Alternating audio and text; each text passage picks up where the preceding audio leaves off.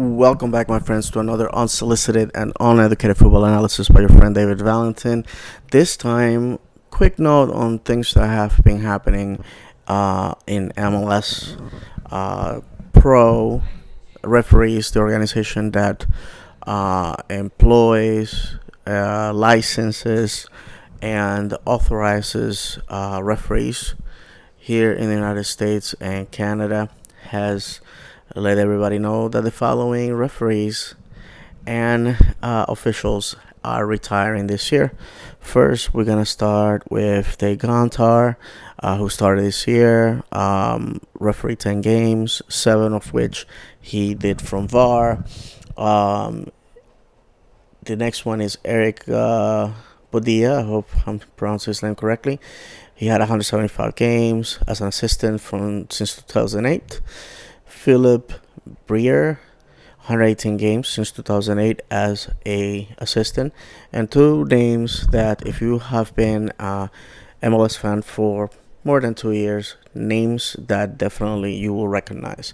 The first one is Alan Kelly with 150 games since 2014, and Baldomero Toledo, who has reached the milestone this year of 300 MLS games and has been part of the league for the last 17 years. Alan Kelly is going to be taking a position within pro headquarters, an administrative position.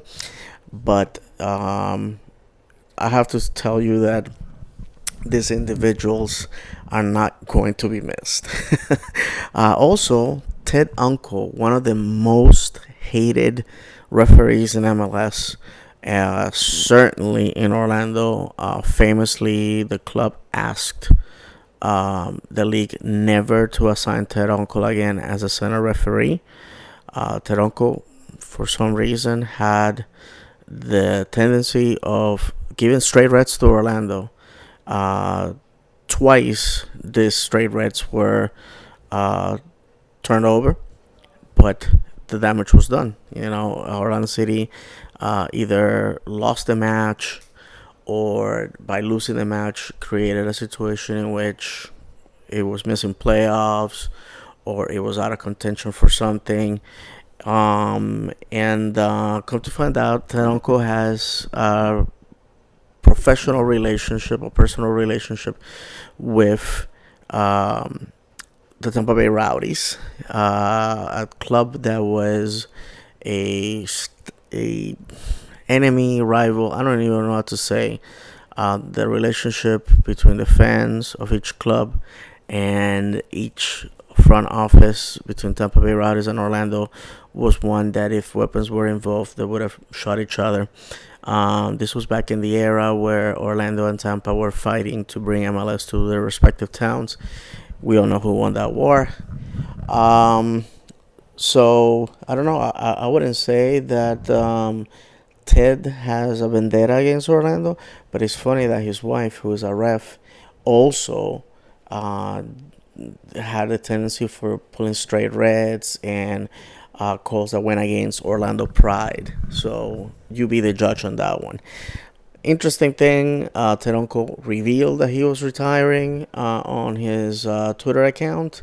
Why will a ref have a Twitter account is beyond me. Maybe somebody that, and a public one. Maybe somebody that just loves the attention and the hate, I guess. I don't know. That said, Pro has not said anything about Ted. Who gives a darn? As I say,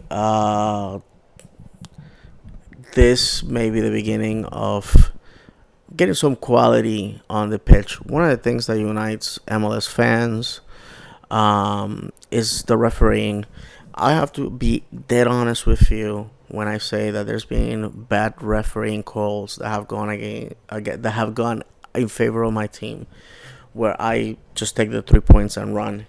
And I have to say, yeah, it was a bad refereeing decision, and I have admitted as such to the opposing team's fan. But you gotta remember that there's gonna be bad calls called against us in the future, where I will reason, okay, well now the universe balances itself out. But that's the wrong way of going about it, because you are basically condoning bad refereeing, trying to rationalize it by saying, well, in the future when something else happens, it's sort of like payback or whatnot. On latest news about the Facundo Torres saga, which, my friends, it has been probably one of the most frustrating possible signings that Orlando City ever had. Facundo went on national television today in Uruguay and basically said that he understood there was offers from Europe and from the United States, and that his head was on playing for Peñarol coming up the month of January. But if he was gonna leave, that was good too. I think that was a very neutral, professional things to say. I have received reports that these so-called European offers are actually non-existent. These are that the Orlando City is the only offer on the table, and if the club decides to go with Orlando City, this way they can appease their fan base by saying, well, he did not go to Europe because Orlando City just offered a ton of money, and you guys know that we need money for our facilities, we need money to pay our debts, etc., etc. So they just force our hand, and that's basically it. One of the things I have found out by following this situation is that their fan base really thinks this guy is as the same quality as Messi. That this guy needs to go to Europe, and that the MLS is a setback. I really take that with a grain of salt. Every fan base thinks their guy is God's gift to football and humanity, but the reality is that the market dictates what the player is worth. Also, they need Orlando City has a need for this guy, but you know what? We have the money, we have the luxury of saying, you know what, it's not for us, and just go sign somebody else. And Peñarol has the pressure that if Orlando City doesn't pan out and this guy gets hurt or his quality goes down or Europe loses interest in him, that then they're going to end up with a good player but a ton of debt, and still they need to have new training facilities. As you know, international football has suffered because most leagues either did not play or played games behind closed doors.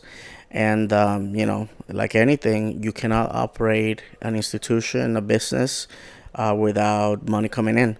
And while I understand Peñarol's decision to try to get as much money as possible for their asset, which is a very good one, I also understand that for Orlando City, we can't throw a lot of money into a player that is always an injury or a bad decision away from just being a liability.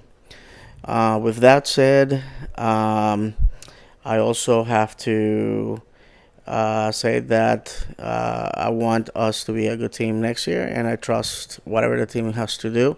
They have said they have the money. We'll have to see it in action. So far, this is the only active signing that we've been talking about because it's the one that is in the forefront of the media. So with that said, that's pretty much it for this video. I appreciate if you share it with other Orlando City fans. If you subscribe, give me a thumbs up. That will definitely help out to get the spread the word to other Orlando City fans. And I can be found on Twitter at Florida_man76 if you guys want to talk about football with this guy right here. Until then, vamos Orlando.